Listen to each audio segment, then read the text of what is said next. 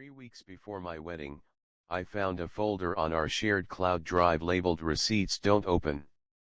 So obviously, I opened it. What I found inside didn't just end my engagement. It ended her career, her friendship group, and very nearly her freedom. And I did all of it without raising my voice, without telling a single lie, and without breaking one single law. This is the story of how I gave my fiancée exactly what she asked for. Before we get into it, if you enjoy stories where patience is the real weapon, hit subscribe, because this channel exists for people just like you. Let's get into it. My name doesn't matter for this story, so let's just say I'm Mark. I was 29 years old. I worked as a project manager for a mid-sized logistics company, and for 4 years I thought I had the kind of life people write songs about. I met Claire at a mutual friend's barbecue. She was loud in the best way, the kind of person who remembered the name of your barista, who sent thinking of you texts for no reason, who cried at dog food commercials. Everyone loved Claire. I loved Claire more than everyone. We moved in together after a year. Things were easy in that quiet, unremarkable way that you don't appreciate until it's gone. She worked as a marketing coordinator for a boutique events company downtown, the kind of job with a lot of after-hours client dinners and vendor walkthroughs. I never thought twice about it. Why would I? Trust isn't something you ration out. You either give it or you don't, and I gave it completely. 2.5 years in, I proposed on a hiking trail we'd done on our first real date. She said yes before I even finished the sentence. Her mother cried. My mother cried. Even my dog seemed emotional, though that might have just been the cheese I'd been feeding him out of nervousness. We set a date 14 months out, long enough to save properly, short enough that it didn't feel like forever. I picked up extra shifts. She started networking more for work, which meant more evening events, more weekend conferences, more nights where she'd come home smelling like a different perfume than the one I'd bought her for her birthday. I noticed that detail, by the way. I noticed it the way you notice a crack in a ceiling. You see it, you tell yourself it's just the house settling, and you go back to whatever you were doing. Wedding planning consumed most of our spare time. Venue. Catering. The seating chart that nearly ended us both before any cheating did. Claire took charge of almost everything, which I appreciated, because I am, by nature, a man who is bad at picking out flowers and worse at having opinions about napkin colors. She handled the vendor communications. She handled the deposits. She handled, as it turned out, quite a lot more than I knew. Looking back now, I can point to at least 6 separate moments in those 14 months where any reasonable person would have asked a follow-up question. I didn't ask a single one. Not because I was naive. Because I genuinely, stupidly, completely trusted her. And I think that's important to say plainly, because too many of these stories get told with the narrator pretending they were clever the whole time, piecing together clues like a detective. I wasn't clever. I got lucky. And luck, it turns out, is sometimes all the universe owes you. About 4 months before the wedding, small things started to feel off in a way I couldn't quite name. Claire's phone, which used to sit face up on the kitchen counter like a piece of furniture, started living in her bag. Always in her bag, even when she was sitting 3 feet from me on the couch. She picked up a new work friend named Derek, a name that appeared in conversation roughly 4 times more often than any of her actual close friends. Derek handled vendor relationships for the events company. Derek had such a good eye for venue lighting. Derek had driven her home one night because her car was in the shop, despite the fact that I'd seen her car in our driveway that same morning. I want to be honest with you, I asked about Derek exactly once. I said something like, feels like Derek's around a lot lately, in the kind of light, joking tone men use specifically so they can retreat from the question if it goes badly. She laughed, genuinely laughed, and said, "Babe, he's gay and obsessed with his boyfriend, I promise you have nothing to worry about." I believed her. Why wouldn't I? It was a small, specific, verifiable sounding detail. The kind of lie a comfortable liar tells, because comfortable liars know that confidence is more convincing than evidence. Around the same time, money started disappearing in small amounts. Not dramatic amounts, 50 here, 80 there, always explained away as wedding stuff, which, fair enough, weddings do swallow money like a wood chipper swallows branches. I didn't audit it closely because I didn't think I needed to. We had a joint account for shared expenses and our own separate accounts for personal spending. The wedding account was supposed to be sacred, both of us contributing equally, both of us watching it grow toward the number we'd need. It wasn't growing the way it should have. I brought it up once, gently, over dinner.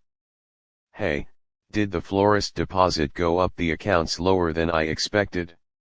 "Venue added a fee for the extra hour we wanted for photos," she said, not even looking up from her plate. "I told you about this." She hadn't told me about this. But I nodded, because that's what 4 years of trust does to you. It makes you doubt your own memory before you doubt the person you love. There was a weekend in early spring where she went to a vendor expo 2 hours away and stayed overnight. She sent me photos of a hotel lobby, a conference badge with her name on it, a group dinner with colleagues I half recognized from her work events. Everything checked out, everything looked exactly like what it claimed to be. I want you to remember that detail for later, because it matters more than you'd think. By month 3 before the wedding, I'd stopped noticing the cracks individually and started feeling them as a general unease, the kind of low hum you get used to until someone points out it's actually a smoke alarm with a dying battery. I didn't know yet. But some part of me, the old animal part of the brain that doesn't care about being polite, had started keeping score. Here's how it actually happened, and it's almost embarrassingly mundane. We shared a cloud storage account for wedding planning, photos of venues, spreadsheets of guest lists, a shared folder where both of us dumped inspiration pictures and vendor contracts. I went in one night to grab a PDF of our catering contract because my dad wanted to see the menu, and I noticed the storage was almost full. Curious, not suspicious, just curious, I opened the storage management page to see what was eating up space. That's when I saw it.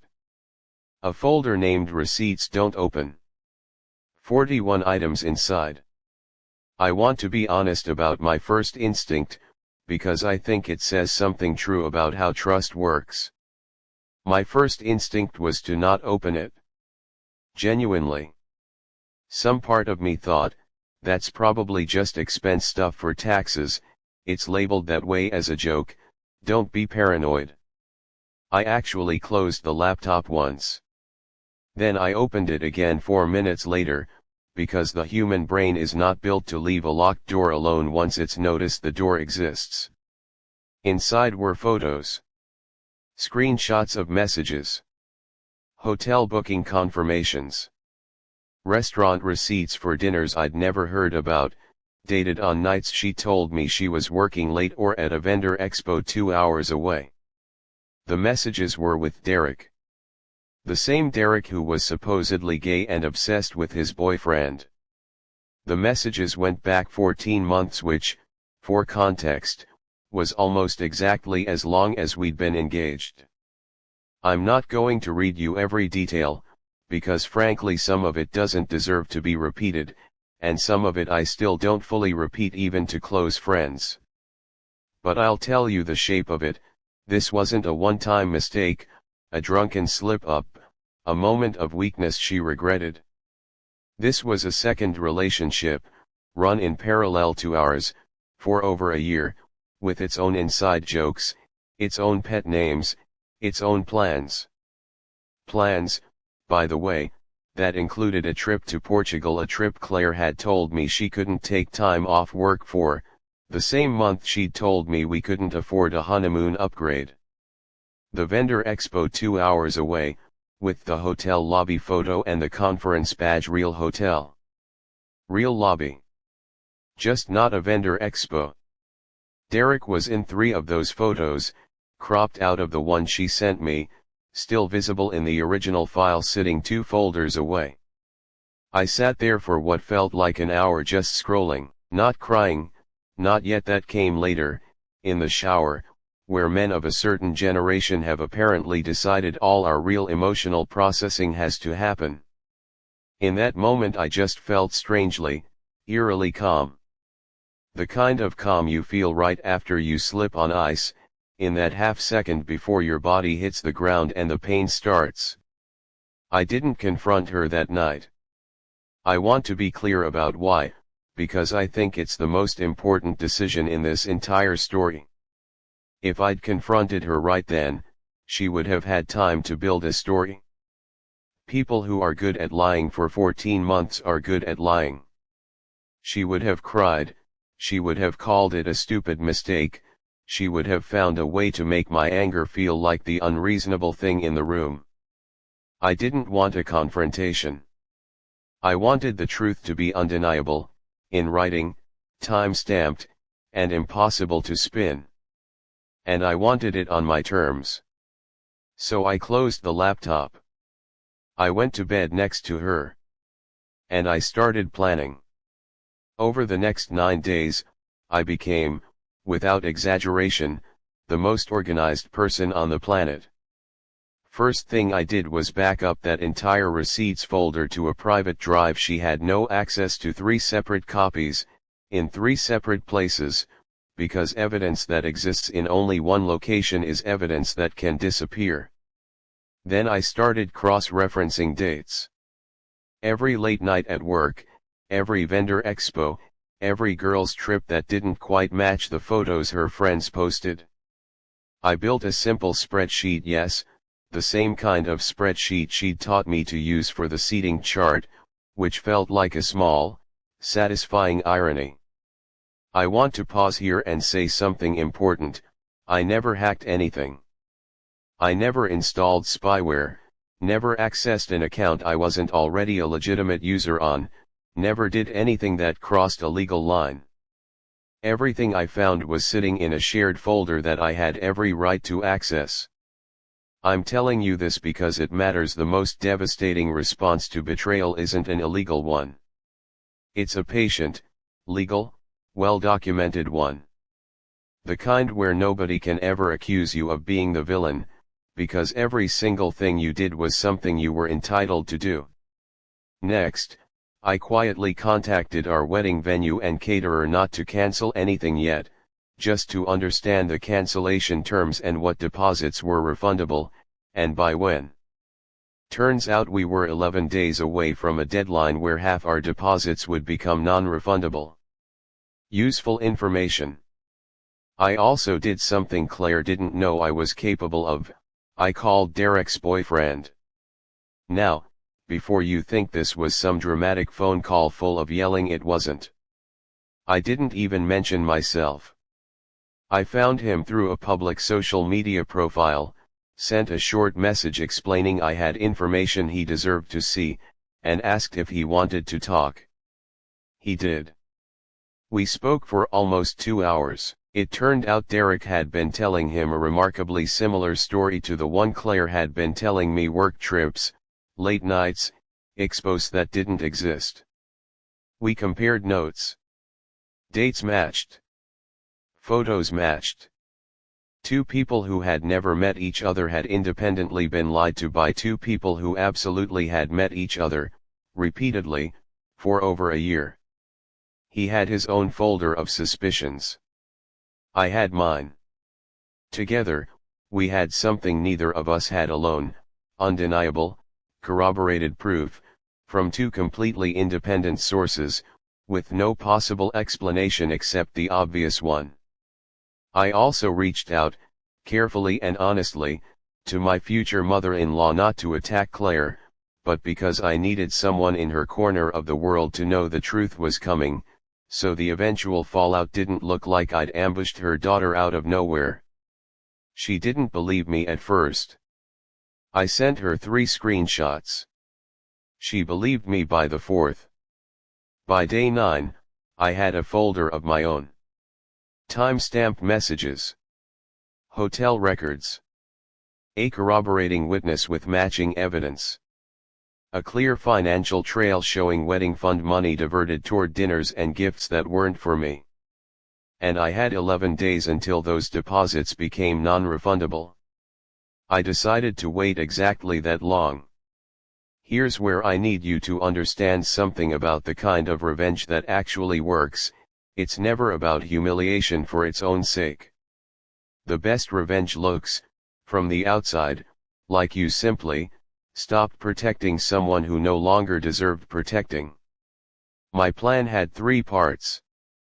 Part 1, financial separation, executed quietly and immediately. I moved my contributions out of any account she had unilateral access to. Anything still joint, I froze the ability to withdraw without both signatures, which our bank allowed with a simple form. I wasn't stealing anything. Every dollar I moved was money I had put in. I just stopped making it easy for someone else to keep spending it on a second relationship.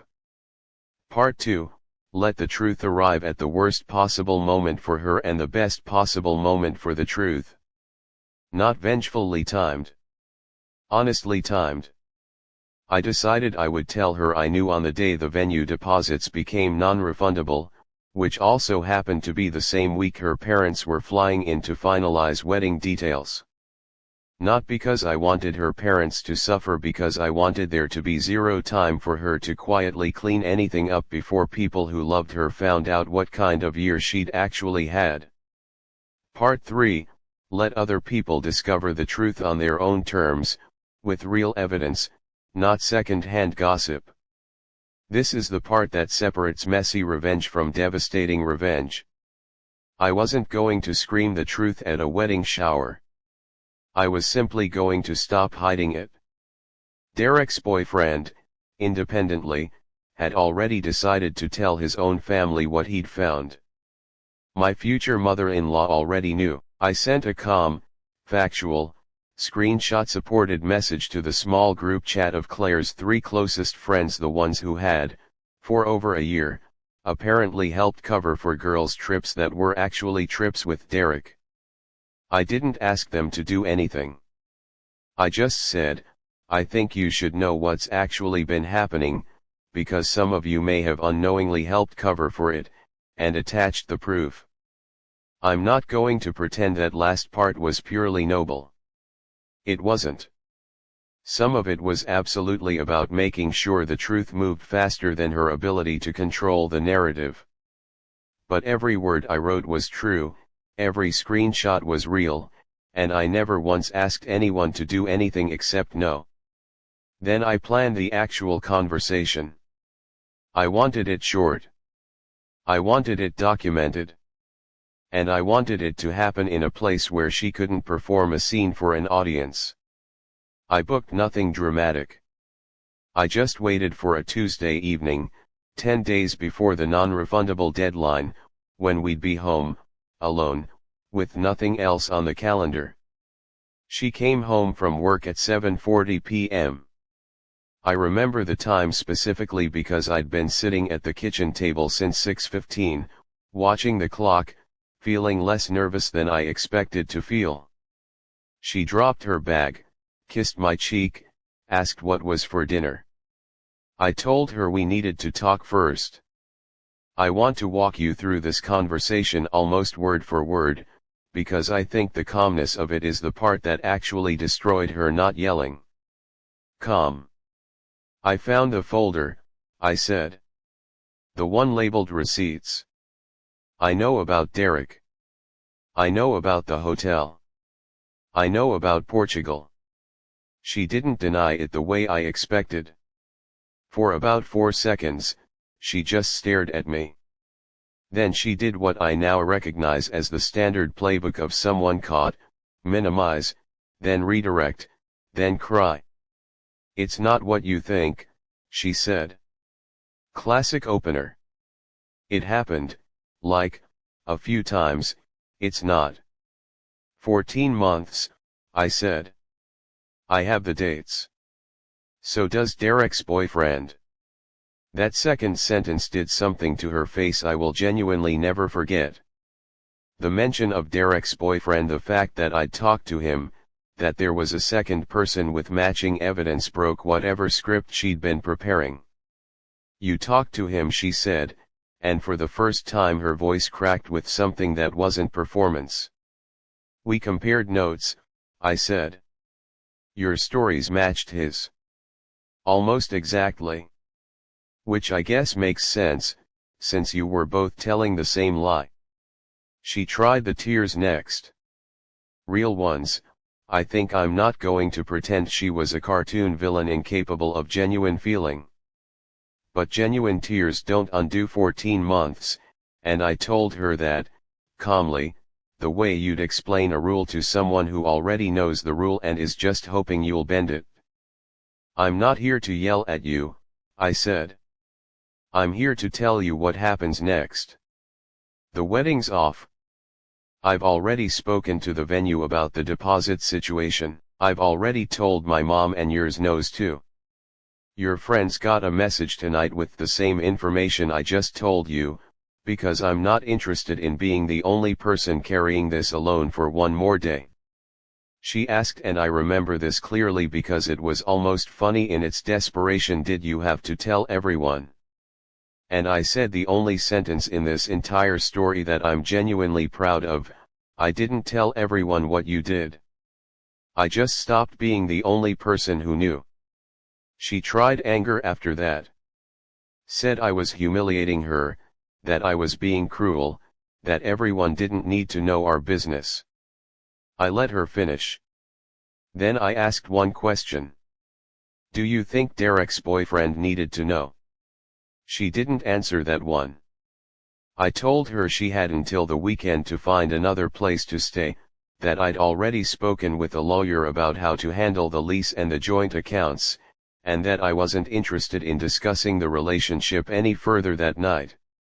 Then I picked up my keys and left to stay at my brother's place, because I'd already packed a bag that afternoon, and frankly, I didn't want to be in the apartment when the full weight of what was happening landed on her.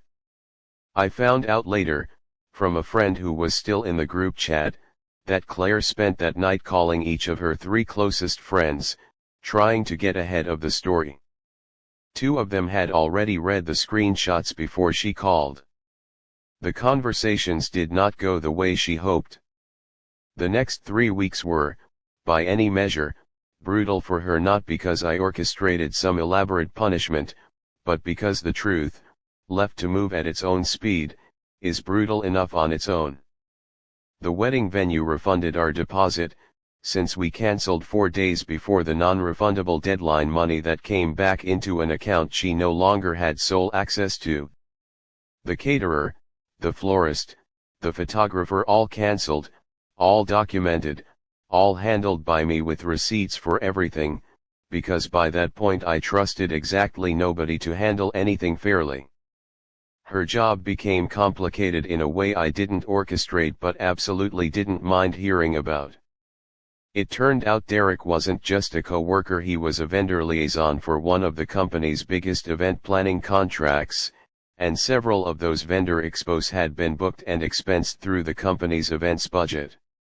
When his boyfriend, independently and for his own reasons, raised concerns through proper channels at Derek's company about misused company travel funds tied to the affair, an internal review apparently looked at expense reports on both sides. I don't know every detail of how that landed, because at that point it genuinely wasn't my business anymore. I just know that Derek stopped being mentioned in any context, by anyone, fairly quickly. Claire's friend group, the same 3 women who'd unknowingly helped cover for her for over a year, did not take well to learning they'd been used as alibis. Two of them stopped speaking to her almost entirely. The third tried to stay neutral, which in practice meant Claire lost 3 friends instead of 2, because neutral rarely survives contact with betrayal this specific. Her parents were, from what my future mother-in-law told me afterward, devastated not at me, but at the position they'd been put in, having already told extended family about a wedding that no longer existed. My future mother-in-law actually called me 3 weeks later, not to plead Claire's case, but to apologize on her behalf and to thank me for telling her the truth before the wedding instead of after. I moved my things out within 10 days. I kept the dog. There was honestly no contest there, the dog liked me significantly more, and Claire didn't fight me on it, possibly because she had bigger fires to put out. I want to be clear about something, because I think it's the most important part of this whole story. I never lied. I never manipulated evidence. I never did a single illegal thing. I simply stopped protecting someone who had spent 14 months not protecting me, and I let the truth move at its natural, devastating speed. I debated whether to include this part, because revenge stories usually end at the moment of discovery, and there's a temptation to just leave it there, clean and satisfying. But real life kept going, so I figured you'd want the update too. 6 months later, I'm renting a small 2-bedroom with my brother as a roommate, which sounds like a step backward but has honestly been the most peaceful 6 months of my adult life. The dog has his own bed now. I've started running again, which is a small detail but felt important to mention because it's the first hobby I picked up in years that has nothing to do with anyone else's schedule. Claire reached out twice. The first time, about 2 months out, was a long message about how she'd made the biggest mistake of her life and wanted to talk things through. I didn't respond. The second time, around month 4, was shorter, basically asking if I could at least confirm I'd moved on so she could stop wondering. I responded to that one, briefly, I have. I hope you find whatever you're looking for. I just won't be part of it. I haven't heard from her since. Through mutual friends, the same ones who dropped her after the group chat, I heard she eventually left the events company. Whether that was the expense investigation, the awkwardness of seeing Derek's name surface in meetings, or just wanting a fresh start, I genuinely don't know, and at this point, I don't ask. The wedding venue, by the way, sent me a card a month after the cancellation, apparently not unusual for them, since they deal with this more often than you'd think. It just said, "Hope the next chapter treats you better, deposits refunded in full." Small thing. Stuck with me anyway. People ask me sometimes if I regret how I handled it, if I should have screamed, thrown something, made a scene, given her the dramatic confrontation movies tell us we're owed. I don't think so.